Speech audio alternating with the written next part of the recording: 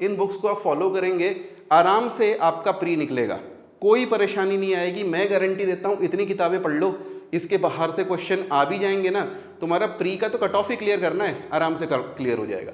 तो ये है बुक लिस्ट, और इस बुक लिस्ट को अगर आप ट्रूथफुली सच्चे मन से फॉलो करोगे तो निश्चित रूप से अगले साल मेरे पास इंटरव्यू देने के लिए आओगे और अगले साल मेरिट लिस्ट में आपका नाम मैं देखूंगा। Hello and welcome. Uttarakhand PCS 2024 के लिए कौन सी बुक्स आपको पढ़नी चाहिए? अगर आप ये बुक लिस्ट ढूंढ रहे हैं तो ये वीडियो लास्ट तक देखिएगा।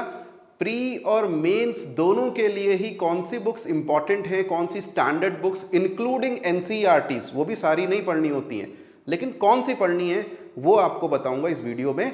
लेकिन उससे पहले कुछ इंपॉर्टेंट बातें जान लेते हैं, कुछ इंपॉर्टेंट डेट्स जान लेते हैं। पहली चीज ये जान लीजिए कि उत्तराखंड में last date to apply is 3rd of April 2024। इस डेट के बाद आप फॉर्म नहीं भर पाएंगे, तो अभी तक अगर आपने फॉर्म नहीं भरा है कोई बात नहीं, होली मना लीजिए, लेकिन होली के बाद फॉर्म जरूर भर दीजिएगा। सेकेंडली, एग्जाम की डेट बहुत सारे लोगों को शायद पता ना हो या पता भी हो तो भूल गए हो। एग्जाम की डेट नोटिफिकेशन में बता रखी है कि जुलाई 2024 में होने की पॉसिबिलिटी है। Now there can be many rumours कि जुलाई में होगा नहीं होगा ये होगा, don't believe any of them. मैं ये कहूंगा रिस्क मत लेना, अपनी पढ़ाई इस हिसाब से करना कि जुलाई तक आपका सिलेबस निपट जाए। और तीसरी चीज, जो सिलेबस है ना उसमें थोड़े से चेंजेस हुए हैं जो मैं पहले आपको बता चुका हूं, होपफुली आपको याद भी होगा। वो चेंजेस क्या हैं कि मेंस में उत्तराखंड स्पेशल के 2 पेपर जुड़ चुके हैं, और इस तरीके से जो उसका जीएस वाला पोर्शन है that is now UPSC type. तो मेंस का जो जीएस वाला पोर्शन है यूपीएससी जैसा हो चुका है। पेपर हिंदी का और एसए का अलग कर दिया है और उत्तराखंड के 2 पेपर जुड़ गए। That is the basic difference. Pre का जो सिलेबस था जैसा था वैसा ही है, उसमें कोई चेंज आपको देखने के लिए नोटिफिकेशन में नहीं मिलेगा। Now one more important thing you need to know that Uttarakhand special, जिसकी अभी इतनी चर्चा हो रही है और जिसके लिए बहुत सारे लोग परेशान हैं कि कैसे कवर किया जाएगा, इस पे ओरेकल आईएएस अपनी बुक निकालने वाला है। And this book you will get in April में आपको ये बुक आपके हाथ में मिल जाएगी, और ये आपके मेंस के लिए सफिशिएंट होगी। उसका सिलेबस देख करके टॉपिक वाइज हम उसमें देंगे, उसके बाहर आपको नहीं पढ़ना है, ठीक है। 2 पेपर 400 नंबर का इस बुक के बाहर आपको नहीं पढ़ना है, ये मैं गारंटी देता हूं, इतना ही पढ़ना है। Next, more than books it is about revision. देखो, अगर आप सर्च करोगे ना हर एक पेपर और हर एक टॉपिक के लिए आपको गूगल पे कम से कम 5 से 10 बुक्स मिल जाएंगी। हिस्ट्री की जितनी कहो उतनी बुक्स अवेलेबल हैं, ज्योग्राफी की बहुत सारी बुक्स अवेलेबल हैं, पॉलिटी की लक्ष्मीकांत के अलावा भी बहुत सारी अच्छी बुक्स हैं। लेकिन आपको अपना जो एरिया है, अपना जो स्टडी मटेरियल है उसको बढ़ाना नहीं है, उसको संकुचित करना है, कम करना है, क्योंकि आपका काम क्या है? रिवीजन। बुक्स आपने बहुत सारी पढ़ ली और रिवाइज नहीं किया तो कोई काम का नहीं, और रिवाइज भी कर लिया प्लस आंसर राइटिंग नहीं करी, प्रैक्टिस नहीं करी, तो वो भी किसी काम का नहीं। बाय द वे, अगर आप आंसर राइटिंग करना चाहते हैं just contact us this number. हम एक आंसर राइटिंग प्रोग्राम 6-7 मंथ्स का अभी से सितंबर तक का चला रहे हैं, very nominally priced. Last year UP के मेंस में काफी काम आया था, उत्तराखंड के मेंस में काफी काम आया था। Now some common questions. Number 1, क्या हमारा मटेरियल सफिशिएंट है? यहां क्लियर कर दूं, मैं अपने मटेरियल के अलावा बुक्स भी बताऊंगा। मटेरियल तो मैं ऐसे ही इंसिडेंटली, मुझसे प्रश्न आया तो मैं पूछ रहा हूं। मटेरियल देखो कभी भी सफिशिएंट नहीं होता, इवन जो बुक्स बता रहा हूं वो भी 100% कवरेज नहीं करेंगी, लेकिन उन्हीं बुक्स का निचोड़ एक तरीके से मटेरियल में है। सो जिन लोगों ने पढ़ाई शुरू नहीं करी है, 0 से शुरू कर रहे हैं और उनको जुलाई में पेपर देना है, तो उनके लिए मैं बोलूँगा शायद आप बुक्स से बहुत कवर नहीं कर पाओगे, मटेरियल से ज़्यादा कवर कर लोगे गाइडेड तरीके से, तो उनके लिए मटेरियल ठीक है। अगर आप पहले से ही हिस्ट्री के लिए कोई बुक आपने पढ़ी हुई है, पॉलिटी के लिए पढ़ी हुई है, इकोनॉमी के लिए या जो भी सब्जेक्ट्स के लिए पढ़ी हुई है, आपको मेरा मटेरियल लेने की ज़रूरत नहीं पड़ेगी। वो जो यूपीएससी की तैयारी आपने करी थी, यूपी की तैयारी करी थी, सफिशिएंट है, ठीक है। सेकेंडली, क्या एनसीईआरटी जरूरी है? देखो, this is not UPSC. UPSC का एग्जाम अलग होता है, वहां पे एनसीईआरटीज जरूरत होती हैं। मैं कहूँगा यूपी में भी कई बार ऐसे क्वेश्चंस पूछ लिए जाते हैं टेढ़े मेढ़े। लेकिन यूके पीसीएस के एग्जाम के लिए as far as I am concern मुझे नहीं लगता कि एनसीईआरटीज कोई बहुत मैंडेटरी चीज़ है। अगर आप स्किप भी करोगे एनसीईआरटीज चलेगा। यूपीएससी के लिए मैं कहूँगा कि हाँ भैया जरूर पढ़ करके चले जाना, लेकिन अगर तुमने एनसीईआरटीज पढ़ी हैं डेफिनेटली तुम्हारे कंसेप्ट क्लियरर होंगे और तुम मेंस में अच्छा लिख पाओगे। प्री तो उसके लिए मैंडेटरी नहीं है एनसीईआरटीज। थर्डली, करंट अफेयर्स कैसे करें। अब देखो यहाँ पे again this is not UPSC, ठीक है। करंट अफेयर्स जो इसके होते हैं इतने टफ नहीं होते। पहली चीज इसको आप दिमाग में एकदम नोट कर लो, करंट अफेयर्स बहुत ही ट्रिवियल टाइप के होते हैं जो आप कंपाइलेशन करके कर सकते हो। तो उसके लिए आपको चिंता नहीं करनी है, कुछ कंपाइलेशंस हम भी निकालेंगे। हमारा ना पढ़ना चाहो, जिसका पढ़ रहे हो उसका ही कंपाइलेशन पढ़ लो, कोई भी, वो मोर देन सफिशिएंट है तुम्हारे करंट अफेयर्स के लिए। उससे ज़्यादा करने की तुमको ज़रूरत नहीं पड़ेगी। सीसैट कैसे करना है इसके लिए एक वीडियो बनाया हुआ है, नीचे डिस्क्रिप्शन में लिंक मिल जाएगा, वीडियोस देख लेना, वहाँ पे आपको सीसैट के बारे में पता चल जाएगा। सिमिलरली उत्तराखंड कैसे करना है, नीचे डिस्क्रिप्शन में लिंक दिया हुआ है, पढ़ लेना, देख लेना, अलग से वीडियो बनाया हुआ है और बहुत लोगों को काफ़ी पसंद भी आया है। हिंदी कैसे करनी है कल ही बताया था मैंने, नीचे डिस्क्रिप्शन में आपको लिंक मिल जाएगा, उसको देख लेना। आई एम प्रिटी श्योर ये तीनों जो पोर्शन है इसमें आपको कोई परेशानी नहीं होने वाली है अगर आप वो वीडियोस देख करके उसके अकॉर्डिंगली चलोगे। ऑब्वियसली छोटी मोटी क्लासेस और भी इनमें होती रहेंगी।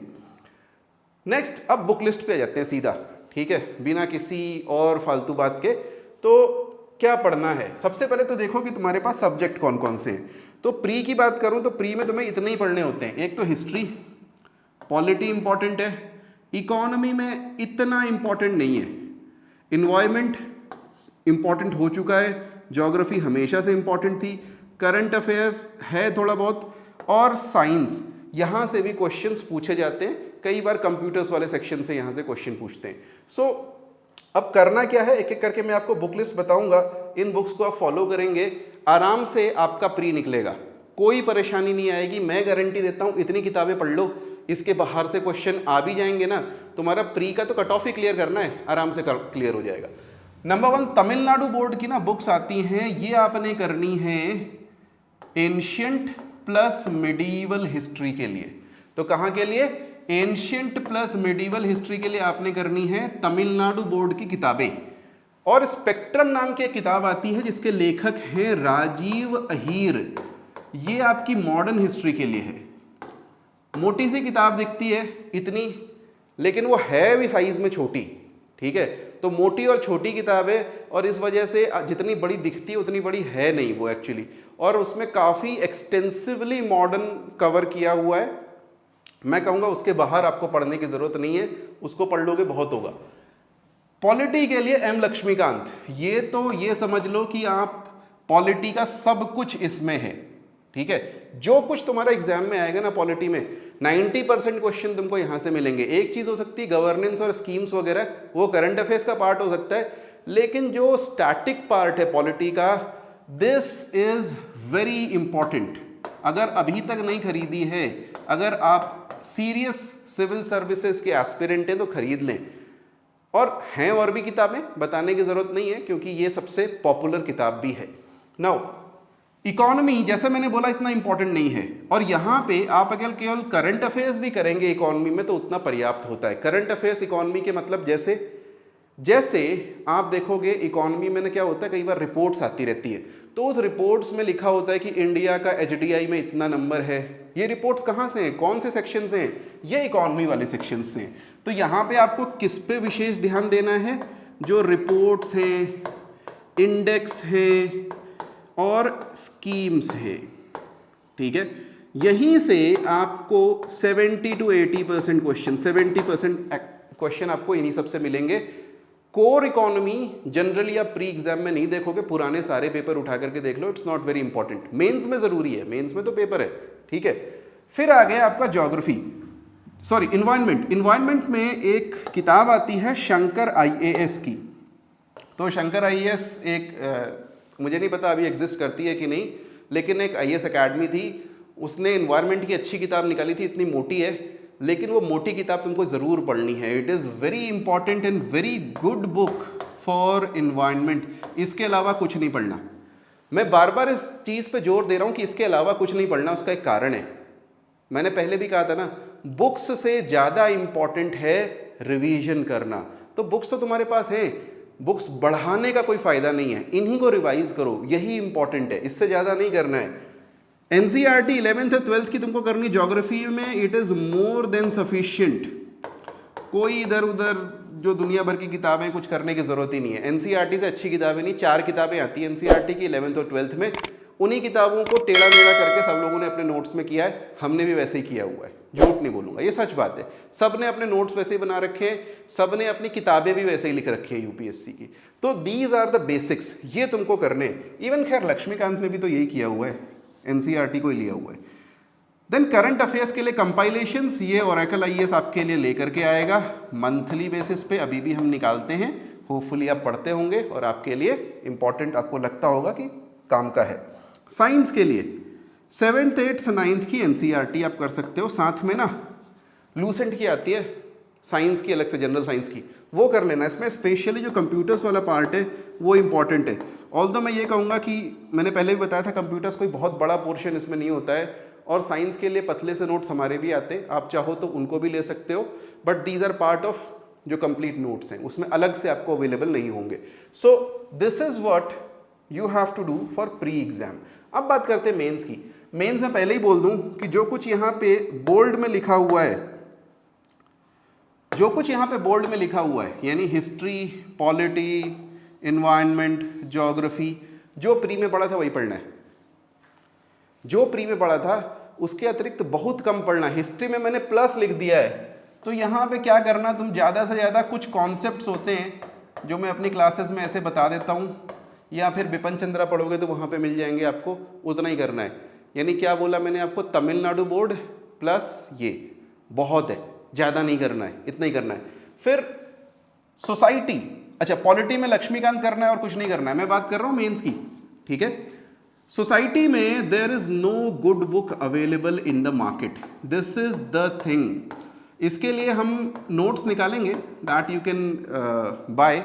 होता क्या है, मैं इसलिए कह रहा हूँ नो गुड बुक, इसलिए नहीं कि मेरे पास नोट्स हैं, नोट्स तो मेरे पास हर चीज़ के हैं, इनमें से हर चीज़ की हमारे नोट्स में अवेलेबिलिटी है।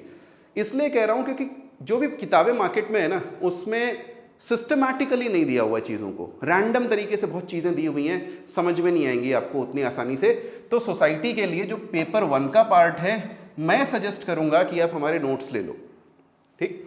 इकोनॉमी के लिए एनसीईआरटी 11th और 12th, कौन सी एनसीईआरटी, 12th में एक मैक्रो इकोनॉमिक्स नाम की एनसीईआरटी आती है, माइक्रो नहीं लेना है, मैक्रो लेना।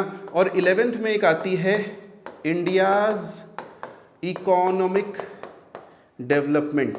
ये 2 किताबें अगर तुमने पढ़ ली और समझ ली, तुम्हें और कुछ करने की जरूरत ही नहीं है इकोनॉमी में, इसकी गारंटी मैं देता हूँ। मैंने इन दोनों किताबों को पढ़ करके प्री भी निकाले और मेंस भी निकाले यूपीएससी के, उत्तराखंड वगैरह तो छोड़ ही दो, ठीक है। तो इसमें कोई दिक्कत नहीं आएगी आपको इकोनॉमी के लिए 11th और 12th पढ़ना, लेकिन इसको सप्लीमेंट करना करंट अफेयर्स से ज़रूरी है। बिना करंट अफेयर्स के इकोनॉमी और पॉलिटी नहीं होती है, ये चीज़ ध्यान में रखना, क्योंकि एग्जाम्पल्स वगैरह वहाँ से लेते हो आप, डाटा वगैरह करंट होता है। इन्वायरमेंट ज्योग्राफी के लिए जो पहले पढ़ रहे थे, Shankar IAS 11th 12th NCERT sufficient for mains also, नहीं करना है आगे काम। एथिक्स के लिए अगेन, एथिक्स में वही समस्या है जो सोसाइटी में है। लेक्सिकन नाम की बुक आती है, और लेक्सिकन में क्या है कि डेफिनेशंस वगैरह दी हुई है, बहुत ही फिलोसॉफिकल हो जाती हैं चीज़ें, लेकिन आपको जब एक्चुअली एग्जाम में आंसर लिखना है, फिलोसफी थोड़ी लिखनी है, आंसर लिखना है ना, तो जब आंसर लिखते हो तो वहाँ पे दिक्कत क्या आती है कि आपको उसको एक रायता समेटने का पूरा एक, आप कह सकते हो, फ्रेमवर्क नहीं मिलता है। इसी तरीके से केस स्टडीज़ के लिए बहुत अच्छी बुक्स अवेलेबल नहीं है, इसके लिए हम कुछ मटेरियल निकालेंगे, मेरे ख्याल से वो आपके लिए इंपॉर्टेंट होगा, बहुत ही सिस्टमैटिक तरीके से हमने बनाया हुआ है। गवर्नेंस के लिए लक्ष्मीकांत की बुक आती है, ले लेना, अच्छी है। क्या है कि मेंस में ना गवर्नेंस का थोड़ा सा पोर्शन ज़्यादा आता है एग्जाम में, तो लक्ष्मीकांत इंपॉर्टेंट है यहाँ पे, ये कम लोग लेते हैं गवर्नेंस की, लेकिन ले लेना, अच्छा है। टेक्नोलॉजी वाला पार्ट, देखो साइंस वाला पोर्शन यहाँ पे बहुत नहीं आता, जो तुमने पहले पढ़ा था उतना सफिशिएंट है। टेक्नोलॉजी वाला पार्ट आता है और वो करंट अफेयर्स बेस्ड होता है, ठीक है। जैसे आजकल दुनिया में चल रहा है आर्टिफिशियल इंटेलिजेंस, उसके बारे में कुछ पूछ ही लेगा, या फिर आजकल जैसे चल रहा है ना कि वो इंडिया में सेमीकंडक्टर मैन्युफैक्चरिंग, तो सेमीकंडक्टर्स के बारे में कुछ पूछ लेगा, करंट अफेयर्स बेस्ड होता है पूरा टेक्नोलॉजी वाला। देन इंटरनेशनल रिलेशंस, इसमें हमारी एक बहुत अच्छी और सक्सेसफुल बेस्ट सेलिंग बुक है, आपको अमेजन पे मिल जाएगी, उसका लिंक मैं नीचे दे दूंगा। और वो आपको मैं सजेस्ट करूँगा कि परचेस कर लो, काम आएगी। मतलब जिसने भी उसको देखा है, पढ़ा है, तारीफ ही करी है। और जितने भी मार्केट में बुक्स हैं उनमें सबसे पतली है और सबसे ज़्यादा कंटेंट भी है। ठीक है, हेमंत सर ने लिखी है, मैंने उसमें कुछ एडिटिंग करी हुई है।